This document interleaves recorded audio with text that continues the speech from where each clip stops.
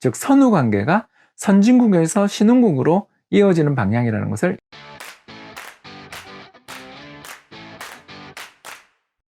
안녕하세요. 이코노미스트 홍춘욱입니다. 최근 실버 버튼 받은 유튜브 크리에이터이기도 하죠. 이번 시간에는 중국의 인플레가 한국에 전염될 가능성은 없는가에 대해서 한번 살펴보겠습니다. 최근 들어서서 발표된 자료를 보면 중국의 생산자 물가 상승률, 즉 기업과 기업 간의 거래에 있는 물가죠.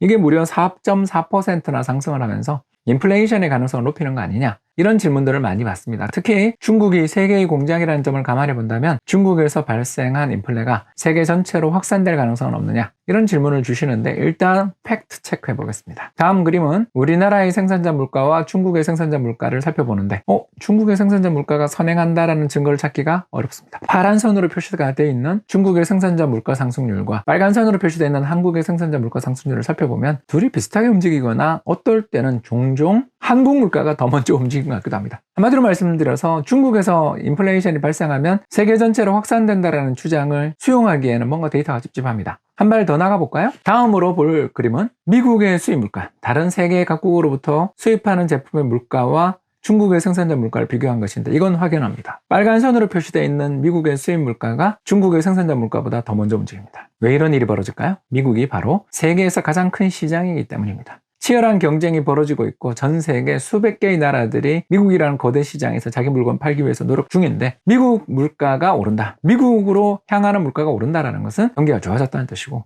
경기가 좋아지고 미국으로 가는 제품의 물가조차 올릴 때 자국 내 제품 가격 인상으로 연결될 여지가 생긴다는 것이죠. 결국 중국에서 발표되는 경제지표들 믿기 어렵다는 점뿐만 아니라 미국을 비롯한 선진국 쪽에서 좌우되는 형성된 물가 수준이 다른 세계 각국으로 번져나가고 있다는 것을 또 한 번 확인한 데이터가 아닌가 생각됩니다. 왜 이런 일이 벌어지는가, 또 더 보완할 만한 지표는 없는가, 이런 질문들을 하시는 분이 있을 텐데요. 인플레이션을 예측할 때는 일단 세계에서 제일 큰 수입 시장 미국의 수입 물가, 더 나아가서 미국 채권 시장의 인플레이션 기대를 함께 보는 것을 추천하는 바입니다. 그림에 나타나 있는 바와 같이 누가 더 앞서는지는 정확하게 판단하기는 어렵습니다만 인플레이션 기대 높아질 때 미국 수입 물가 올라가고 또 미국의 수입 물가가 올라가는 경우에 인플레 기대도 높아지는 등 전반적으로 세계 경제 전반의 인플레이션 압력을 측정할 때는 미국 쪽에서의 경제 지표들을 바라보는 것이 더 유용하다는 것을 알 수 있습니다. 이상의 내용을 정리하자면 중국에서 인플레이션 압력이 높아지는 것은 사실이지만 그게 세계 각국으로 수출된다는 주장은